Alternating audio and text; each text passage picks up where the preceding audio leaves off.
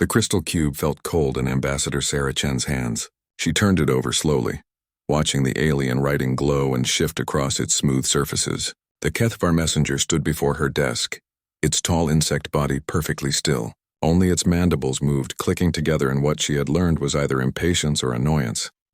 "The message is clear, human," the creature said through its translator. Its voice came out flat and mechanical. "Your species has ignored 2 previous warnings from the Galaxy Council. This is the final one." Sarah placed the cube on her desk and looked up at the alien. The HFY towered over her even when she stood, but she had learned long ago not to show fear. Her years as Earth's first ambassador to galactic space had taught her many things. The most important was that showing weakness invited more threats. "I understand," she said calmly. "Please tell me the exact terms again." The messenger's forearms gestured in what might have been irritation. "Humanity will cease all expansion beyond your current territory within 30 standard days. You will surrender your faster-than-light technology to Council oversight. You will submit all future colonization plans for approval. You will stop sharing technology with lesser species without Council permission." Sarah nodded as if considering these demands seriously. Inside, her mind was racing. Lesser species? The Council always used that term when talking about the dozens of civilizations they controlled. Species that had been guided into Council membership and now served as workers, soldiers, or sources of raw materials. "And if we refuse?" she asked. The HFY's mandibles spread wide. Sarah had seen this expression before. It was meant to be threatening. "Then the Council enforcement fleet will arrive to provide correction. 7 major species have contributed ships. No world has ever successfully resisted Council correction." Sarah picked up the crystal cube again. The alien writing continued to shift and flow across its surface. She wondered if the HFY knew that human scientists had already decoded their writing system 3 years ago. Probably not. The Council species rarely bothered to learn much about the primitive races they dealt with. "The charges against humanity are serious," the messenger continued. "You have colonized systems that were marked as forbidden zones. You have refused to acknowledge Council authority over hyperspace travel routes. Most serious of all, you have given advanced weapons technology to the Zorathi people without Council approval." Sarah almost smiled at that last one. The Zorathi had been the Council's slaves for 200 years until human traders had arrived in their system.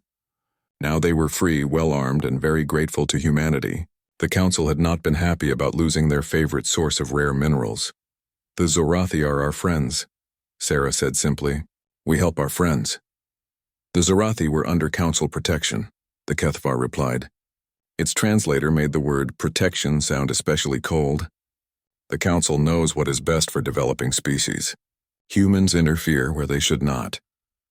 Sarah stood up and walked to the large window that looked out over the diplomatic station.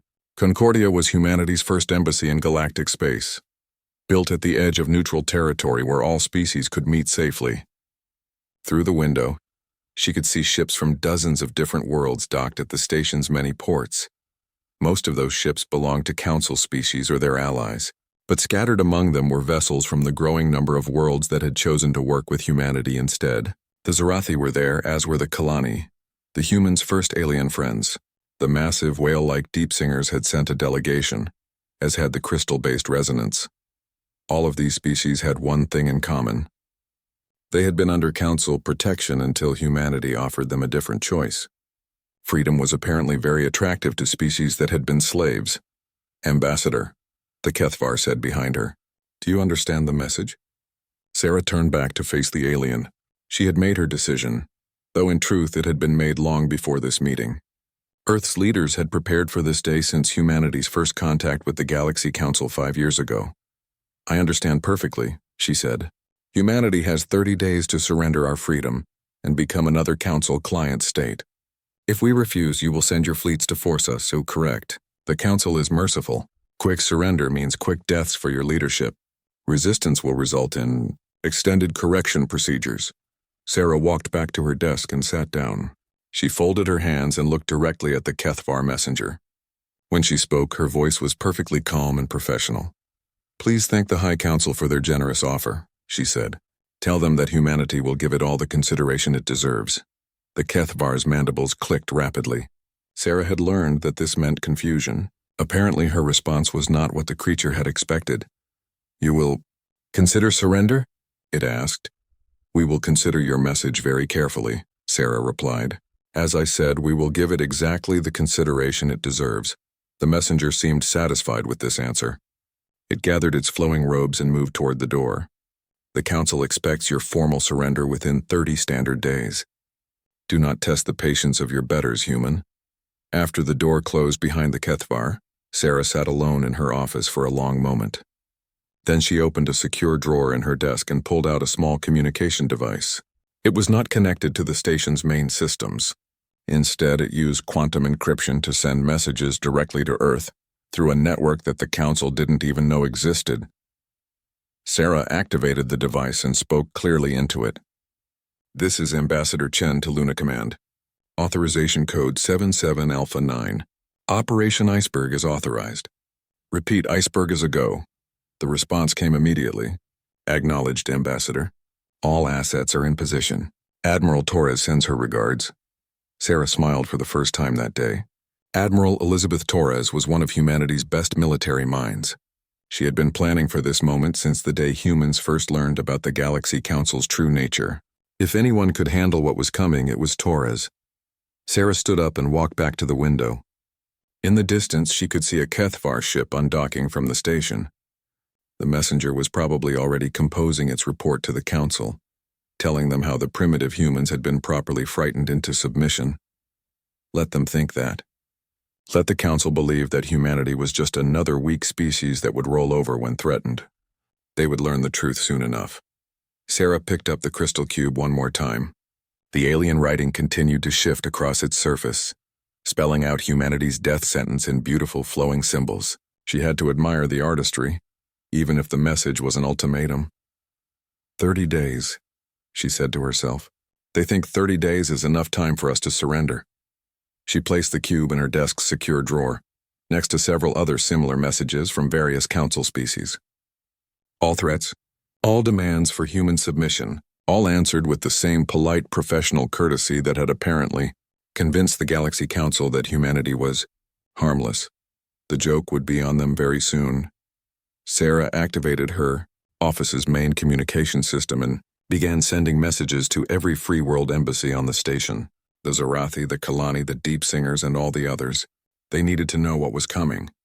They needed time to get their people to safety, because in 30 days, the Galaxy Council was going to discover that humanity had been preparing for this war since the day they learned about the Council's existence. And preparation time was over. 3 weeks passed in silence from the human territories. The Galaxy Council took this as proof that the primitive species was finally learning its place. In the massive ring world that served as the Council's capital, representatives from 47 different species gathered for what they expected to be a simple vote. High Counselor Zephyron floated above the great assembly hall, their translucent body pulsing with satisfied light patterns. The ethereal Dominion had led the Galaxy Council for over 10,000 years, and Zephyron had personally overseen the integration of dozens of lesser species. The humans would be no different.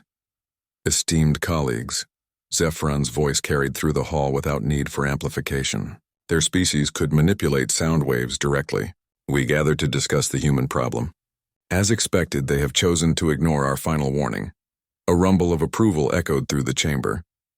The assembled aliens represented the most powerful civilizations in the galaxy. Some were ancient beyond human understanding. Others were warlike species that had conquered hundreds of worlds before joining the Council. All of them agreed on one thing. Lesser species needed proper guidance. General Thexamore of the Vorthak Warcast pounded his 4 fists on the council table. His people had been the Council's military arm for 3,000 years, crushing resistance wherever it appeared. The humans mock us with their silence, he growled. My fleets are ready to teach them respect. Patience, General, Zephyron replied, their light patterns shifting to calmer colors. We must follow proper procedures. First, we review the charges against humanity. The charges were displayed on the great screens that surrounded the assembly hall. Humanity had spread across 47 star systems in less than 50 years. They had established colonies on worlds that the Council had marked as forbidden zones. They had built their own hyperspace routes without asking permission. Most seriously, they had corrupted several client species by offering them alternatives to Council protection. Admiral Kothek of the Hive Collective buzzed through their translator. The humans have interfered with 12 protected species. The Zarathi now refuse to provide mineral quotas. The Kalani have stopped sending workers to the frontier worlds. This cannot continue. Other council members added their own complaints.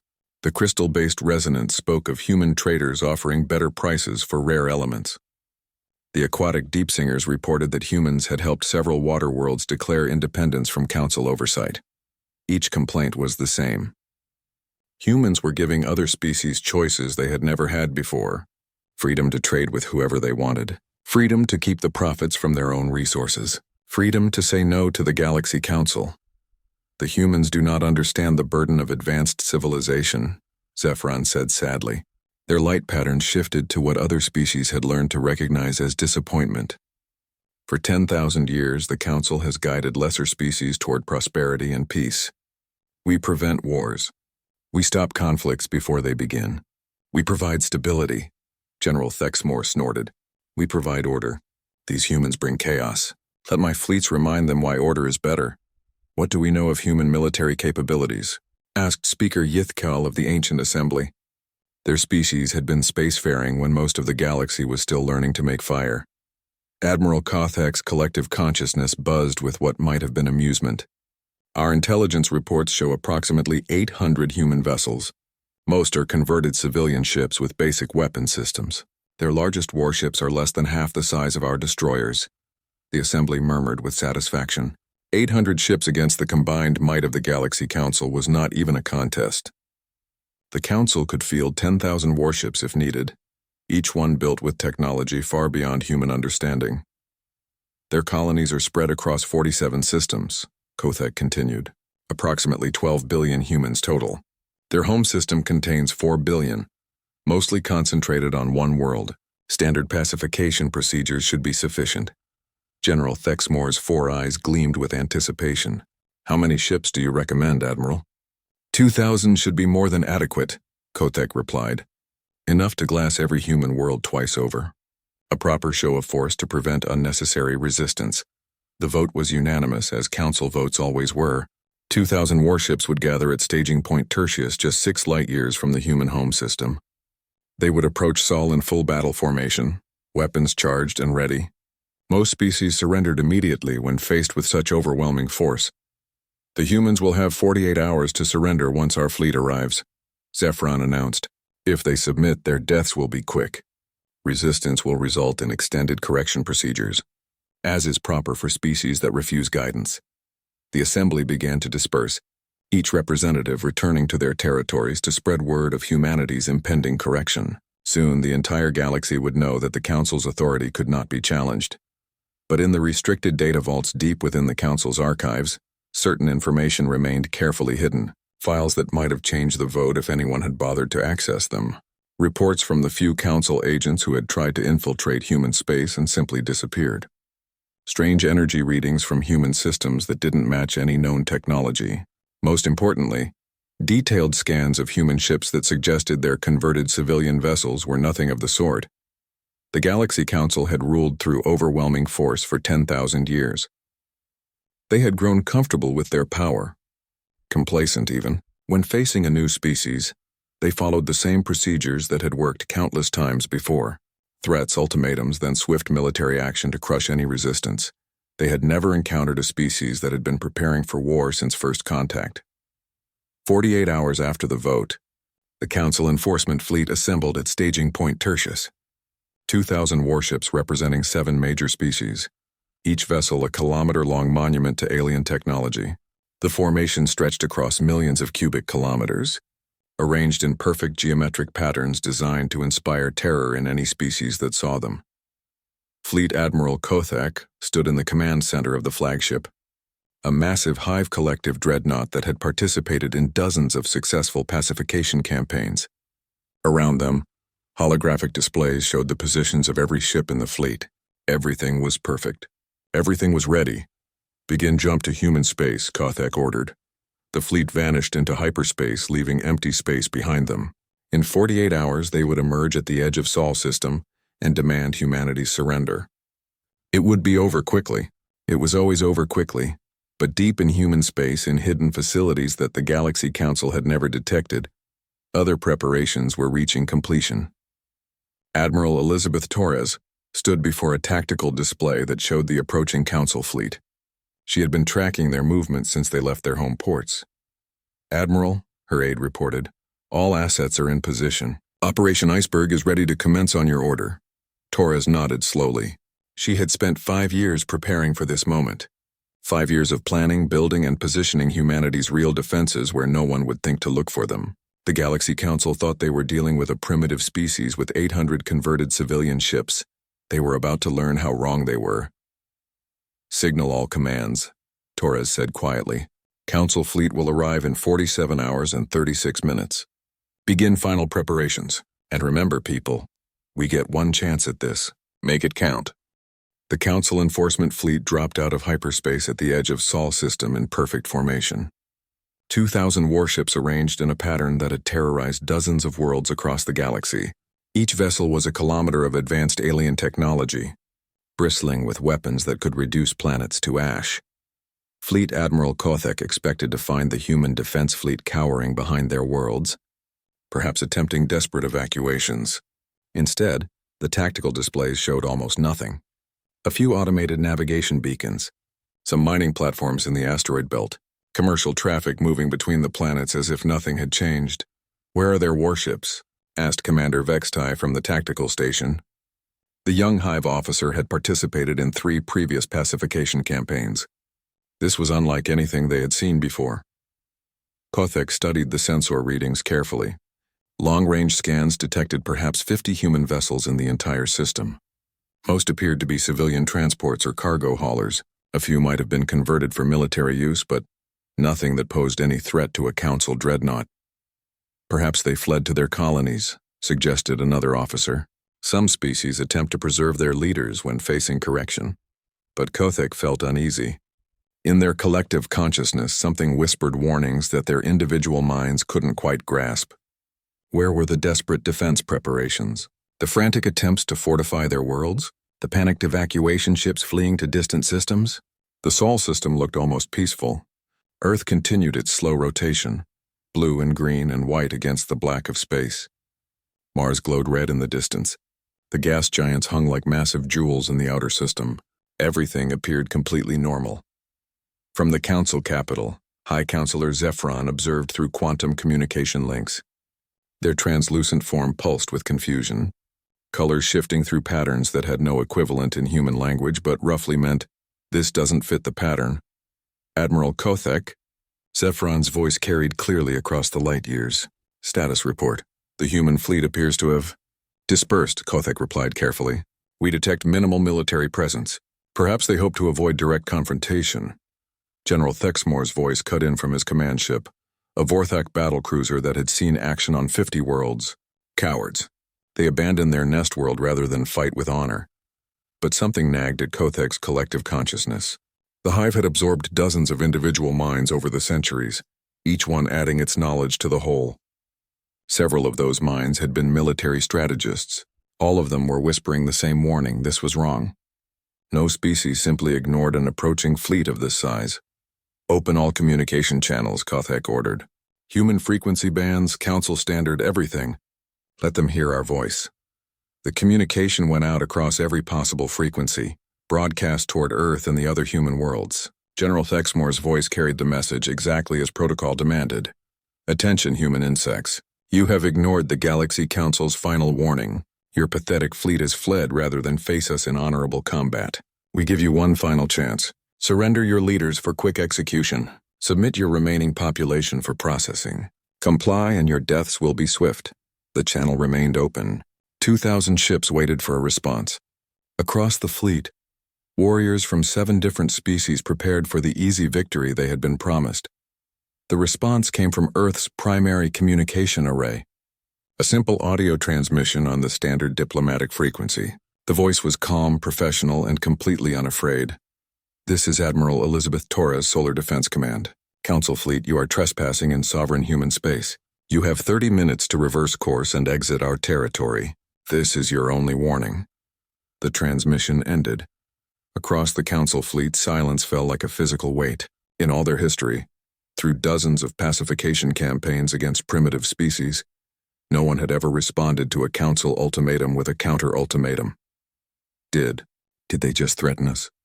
Commander Vextai asked in the voice of someone who couldn't quite believe what they had heard. General Thexmore's roar of rage echoed through the communication channels. Impossible. No lesser species dares speak to the Council with such disrespect.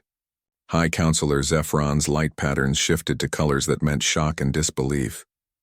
In 10,000 years of Council dominance, nothing like this had ever happened. Lesser species begged for mercy. They offered tribute in exchange for quick deaths. They did not issue ultimatums to their betters. Admiral Kothek, Zephron's voice carried a note of uncertainty. Are you certain your sensor readings are correct? Could they have hidden forces we cannot detect?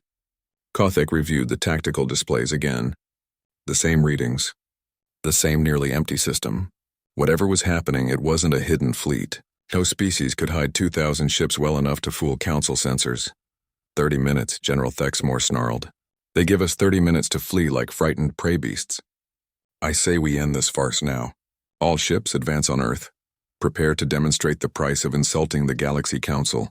But Admiral Kothek hesitated. Something was very wrong here. Every instinct developed over centuries of warfare was screaming warnings. The human response had been too calm, too confident. No species faced overwhelming force with such casual dismissal unless they knew something the Council didn't. Begin slow advance, Kothek ordered finally. Battle formation. Sensors at maximum range. I want to know about every asteroid, every piece of space debris, every particle of dust between us and Earth. The Council fleet began moving deeper into Sol's system.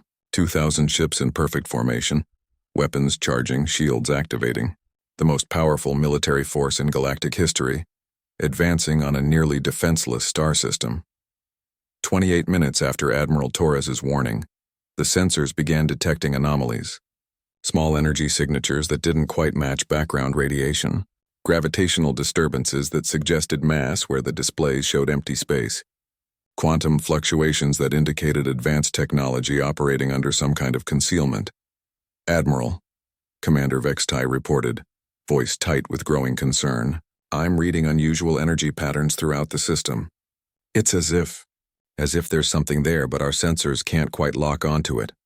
Kothek felt the collective consciousness of the hive stirring uneasily.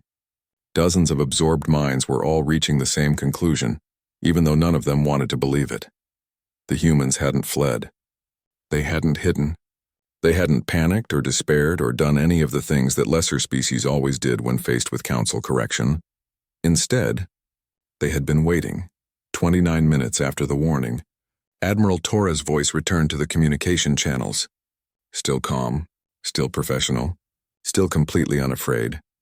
Council fleet, you now have 60 seconds to begin withdrawal from human space. After that, we will consider your presence an act of war. General Thexmore's response was immediate and predictable. Enough of these games. All ships full advance. Target their homeworld. Show these insects what happens when they mock the Galaxy Council. The Council fleet surged forward, weapons fully charged, shields at maximum power. 2,000 warships committed to battle against a species that had dared to threaten them. That was when the ice broke. What the Council had taken for empty space suddenly filled with ships.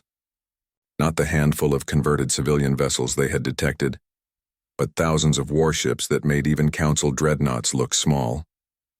They seemed to materialize from nowhere, appearing from behind planets, from asteroid fields, from orbital positions that should have been impossible to conceal anything larger than a fighter. But the ships were only the beginning. Luna, Earth's moon, began to rotate slowly. As it turned, the cratered surface that faced the Council fleet revealed itself to be not natural rock, but carefully crafted metal and composite materials. The moon was not a moon at all. It was a fortress the size of a small planet, its surface hiding weapon arrays that could vaporize the entire Council fleet.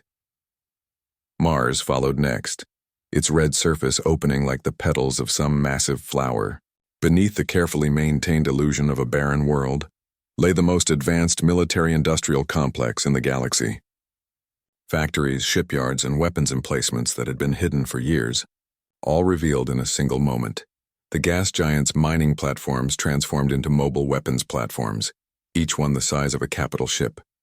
The asteroid belt revealed hidden bases and defense stations scattered among the rocks. Even the navigation beacons turned out to be sensor arrays and communication relays for the massive defense network. Admiral Torres's voice returned one final time, still calm, still professional, but now carrying an undertone that made even General Thexmore pause. Gentlemen, ladies, and assorted beings, welcome to Sol System. What you're experiencing is something we humans call defensive infrastructure. The technical term we use is fortress system. You have just stumbled into the most heavily defended space in the known galaxy.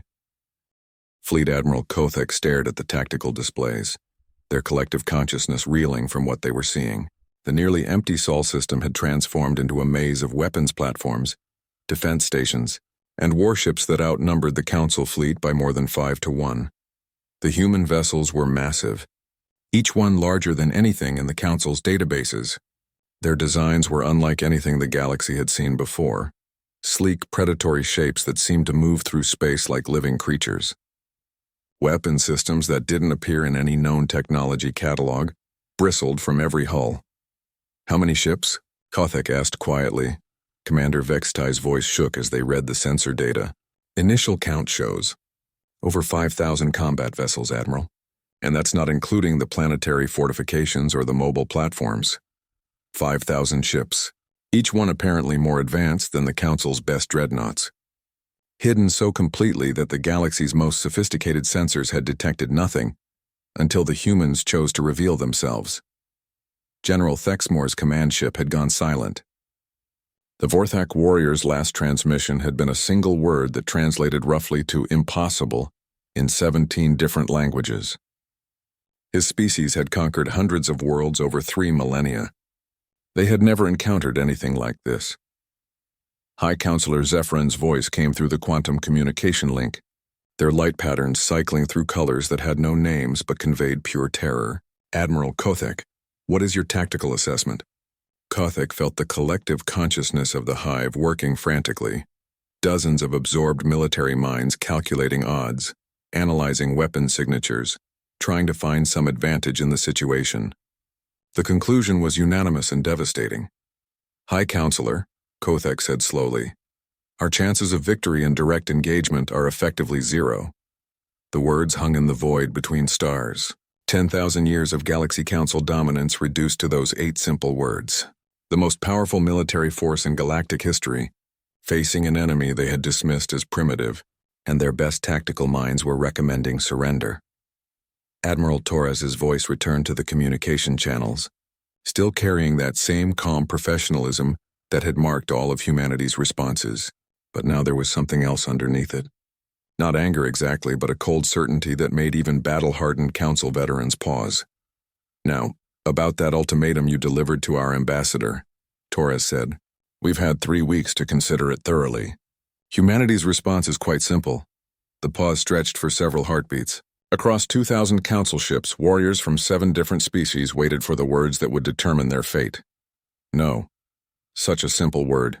2 letters in the human language. But it carried the weight of absolute refusal. Not negotiation. Not compromise. Not the desperate bargaining that the Council expected from lesser species facing overwhelming force.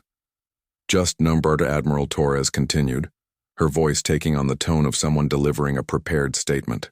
"The Galaxy Council has demanded that humanity surrender our independence, our technology, and our freedom. We decline. We will not submit to Council oversight. We will not abandon our colonies. We will not stop helping other species who ask for our aid."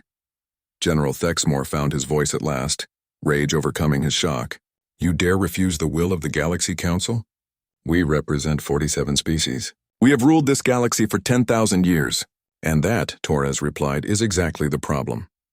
The tactical displays showed the human fleet beginning to move, not advancing aggressively, but repositioning into formations that the Council's military minds recognized as optimal for both attack and defense. Every movement was precise, coordinated, professional. This was not a desperate species making their last stand. This was a military force that had prepared for exactly this moment. "You see," Torres continued, "humanity has been studying the Galaxy Council since our first contact 5 years ago. We've learned about your guidance of lesser species. We've seen what council protection really means. Slavery dressed up in pretty words. High Counselor Zephyron's light patterns flickered desperately. The council provides order. We prevent wars. We guide primitive species toward prosperity. You prevent wars by crushing anyone who might resist you, Torres replied. You guide species toward prosperity by stealing their resources and their freedom. You've built your entire civilization on the labor of people you call lesser. The human ships continued their repositioning, and now the council fleet could see the true scope of what they faced. The weapon signatures alone were terrifying. Energy outputs that exceeded council dreadnoughts, projectile systems that could punch through any known shielding, defensive arrays that seemed to bend space itself. But worse than the ships were the planetary fortifications. Luna's surface had revealed weapons that could sterilize continents. Mars showed industrial capabilities that suggested humanity could build ships faster than the Council could destroy them. The asteroid belt held enough firepower to reduce the entire Council fleet to cosmic dust. How? Kothek asked, more to themselves than to anyone else. How did you hide all this? Our sensors should have detected construction on this scale years ago. Admiral Torres actually chuckled, a sound that somehow made the situation even more terrifying. Admiral, you detected exactly what we wanted you to detect. A few dozen converted civilian ships, some basic mining operations, a primitive species that posed no threat to Council dominance. The truth was starting to dawn on the Council forces. This hadn't been a desperate last-minute preparation. Humanity had been planning for this confrontation since first contact. Every diplomatic meeting, every trade negotiation, every cultural exchange had been part of a larger strategy. We knew this day would come, Torres continued. The Council doesn't tolerate truly independent species. Eventually, you would demand our submission or try to force it, so we prepared. We built, we planned, and we waited. Commander Vexitai was running continuous scans on the human vessels, trying to understand their technology. The results made no sense. Admiral, I'm reading energy signatures that don't match any known power source. Their weapon systems appear to manipulate fundamental forces in ways that should be impossible. Kothek felt the collective consciousness of the hive, reaching the same conclusion that individual minds across the fleet were arriving at. Humanity had not just hidden a larger fleet. They had developed technologies that the Galaxy Council didn't even understand. 5 years, Torres said, as if reading their thoughts. 5 years of letting you believe we were primitive while our best minds worked on problems you didn't even know existed. 5 years of building what you're looking at right now. General Thexmore's voice came back online. But the rage had been replaced by something that sounded almost like respect. You have prepared well, humans, but we still outnumber your species 1,000 to 1 across the galaxy. Even if you destroy this fleet, the Council will send others. We will never stop coming. Yes, Torres agreed. That's exactly what we expected you to say. New contacts appeared on the tactical displays. Ships emerging from hyperspace at the edge of the system, but not Council vessels. The energy signatures were wrong, the designs unfamiliar. As the sensors focused on the newcomers, identification codes began flooding the communication channels. Zorathi Independence Fleet, Kalani Defense Force, Deep Singer Protectorate Navy, Crystal Resonant Coalition, dozens of species that had been under Council protection until humanity offered them alternatives. They had not come to surrender to the Council. They had come to stand with humanity. Admiral Torres's voice took on a note of satisfaction. General, you're right that the Council will never stop coming. That's why we didn't just prepare to defend ourselves. We prepared to end the Council's reign permanently. The combined fleet now surrounding the Council forces numbered over 8,000 ships. Representatives from every species that had chosen freedom over Council protection, armed with human technology and united in common cause. So here's what's going to happen, Torres said, her voice carrying across space to 47 different species on 2,000 different ships. You're going to go home. You're going to tell the High Council that their demand has been rejected. And then you're going to watch as every species in the galaxy learns that the Council's power was always an illusion. The ultimatum was delivered with the same calm professionalism that had marked all of humanity's communications. But underneath the polite words was an iron certainty that made the Council's threats seem hollow by comparison. The Galaxy Council had come to Sol System expecting to crush another primitive species. Instead, They had discovered that the primitives had become something far more dangerous. They had become united. The standoff lasted exactly 4 minutes and 37 seconds. That was how long it took for the Council's most advanced tactical computers to process the situation and calculate their odds of survival in a direct engagement with the combined human-allied fleet. The results were so devastating that several AI cores actually shut down rather than display them. On Admiral Kothek's command ship, the tactical display simply showed a single word in bright red letters: impossible. General Thexmore of the Vorthak stared at his own readouts in stunned silence. His species had built their entire culture around glorious death in battle, but even Vorthak warriors understood the difference between a heroic last stand and pointless suicide. This would not be a battle. This would be an execution. High Counselor Zephyron's light patterns had faded to colors that meant defeat and despair. In 10,000 years of Council rule, no situation like this had ever occurred. The mathematics were simple and terrifying. 8,000 Allied ships against 2,000 Council vessels, with human technology that appeared to be generations ahead of anything the galaxy had seen. Admiral Torres, Zephyrn's voice came through the quantum link, stripped of its usual commanding tone. What are your terms? Admiral Torres responded immediately, as if she had been expecting the question. Stand down your weapons. Maintain current position. We'll discuss this like civilized beings instead of threatening each other with extinction. Across the Council fleet, weapons powered down with obvious reluctance. Vorthak warriors muttered prayers to their war gods, preparing for death that might still come. Hive Collective drones buzzed with confusion, their shared consciousness struggling to process this reversal of everything they thought they knew about galactic power. Good, Torres said, when the last weapon signature faded from the tactical displays. Now we can have a proper conversation. What followed became known in galactic history as the Terran Accords, though the term negotiation hardly did justice to what actually occurred. Admiral Torres presented humanity's terms with the same calm professionalism she had shown throughout the crisis. But everyone listening understood that these were not suggestions up for debate. First, Torres began, the Galaxy Council will recognize complete human sovereignty over all current human territory and colonies. No interference, no oversight, no guidance. We govern ourselves. High Counselor Zephyrn's light patterns flickered weakly. The Council has guided galactic development for 10 millennia. Without our leadership, your leadership, Torres interrupted, has consisted of keeping other species as slaves while you live in comfort. That ends now. The second term was even more revolutionary. All species currently under Council protection would be offered a choice: remain under Council authority, or join humanity's growing alliance of free worlds. Real choice backed by the promise of human protection for any species that chose independence. Third, Torres continued, full technological exchange between all species. No more hoarding of knowledge to maintain artificial advantages. Every species shares what they know and everyone benefits. The Council representatives looked at each other with expressions of shock and dismay. Their entire system was based on controlling technology, keeping lesser species dependent on Council knowledge while denying them the tools to advance on their own.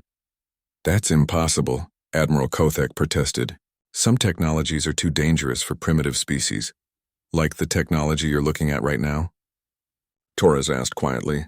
The human fleet hung in space around them, a demonstration of what a supposedly primitive species could accomplish when given the chance.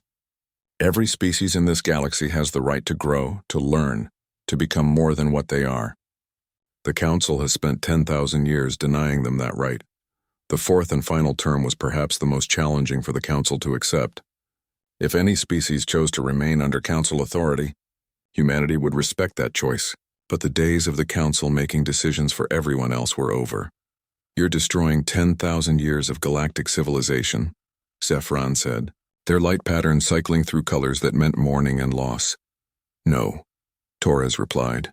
We're giving it a chance to actually begin. The negotiation continued for hours, but the outcome was never in doubt. The Council had 3 choices: accept humanity's terms, fight a war they could not win, or watch their empire collapse as species after species chose independence. High Counselor Zephyron made the only decision they could make. The Council accepts these terms. General Thexmore slammed his fists on his command console, but even he understood that honor sometimes meant knowing when to retreat. This is not over, humans. The galaxy will not accept this change easily. Admiral Torres nodded seriously. You're probably right, General. Change is never easy, but it's also never been as necessary as it is right now. As the Council fleet prepared to withdraw, Torres made one final transmission. Her voice carried to every ship in both fleets and through quantum communication to the Council capital and beyond. Before you go, there's something you should understand. That ultimatum your Council delivered to our ambassador? That final warning demanding our surrender? We want to be very clear about something. The pause stretched across space, dramatic and deliberate. Next time any of you decide to threaten humanity or our friends, remember this moment. Remember that we don't make threats. We make promises, and we always keep our word. The Council fleet began its withdrawal from Sol System, 2,000 ships limping home to report the end of an era. Behind them, the Human Alliance maintained position, watching them go with weapons powered down but still ready. In the weeks that followed, the galaxy learned the truth that humanity had hidden for 5 years. Earth's rapid expansion had not been aggressive colonization. It had been defensive preparation. Every human colony was a fortress. Every trade route was a supply line. Every diplomatic mission had been a reconnaissance operation gathering intelligence for the war everyone knew was coming. The Council had believed they were dealing with a primitive species that had stumbled into space, travel, and gotten lucky. Instead, they had awakened a sleeping giant that had been quietly, methodically preparing for this confrontation since first contact with galactic civilization. Species after species began declaring independence from Council protection. The Zarathi were first, followed quickly by the Kalani, the Deep Singers, and dozens of others. Each one was welcomed into humanity's alliance of free worlds. Each one offered the protection and technology needed to stand on their own. The Galaxy Council's empire did not collapse overnight, but everyone could see the writing on the wall. 10,000 years of rule by fear and superior technology had ended the moment humanity revealed their true capabilities. Admiral Elizabeth Torres stood on the observation deck of her flagship, watching the last Council ship disappear into hyperspace. Her aide approached with the latest reports from across human space. Admiral, the Resonant Coalition has formally requested alliance membership. The Aquatic Assembly wants to discuss independence from the Council, and we're receiving messages from 17 different species asking for help in establishing their own defense forces. Torres nodded slowly. What about the Council? Any word from their capital? High Counselor Zephron has called an emergency session. Early reports suggest they're debating whether to try military action against our allies or focus on holding together what's left of their territory. They'll choose to hold what they have, Torres predicted. The Council has ruled through overwhelming force for 10,000 years. They've never dealt with an enemy they couldn't intimidate or destroy. They don't know how to fight a war where they're outmatched. The aide hesitated. Admiral, what if they try to strike at our colonies directly? Avoid our main fleet and attack civilian targets? Torres turned from the observation window, her expression hard as steel. Then they'll learn why we spent 5 years preparing for every possible scenario. Every human world is a fortress. Every colony has defenses that would make Council commanders weep. And if they somehow manage to hurt our people... She left the threat unfinished, but her meaning was clear. Humanity had just demonstrated that they could outfight the Galaxy Council's best. If the Council chose to escalate, they would learn exactly how much restraint the humans had been showing. The final irony was lost on no one who understood the full scope of what had happened. The Galaxy Council had delivered their final warning to humanity, expecting quick surrender from a primitive species. Instead, humanity had delivered the final word on 10,000 years of galactic tyranny. The Council's reign was over. The age of free worlds had begun, and it had all started with a simple 2-letter word that changed the galaxy forever. No,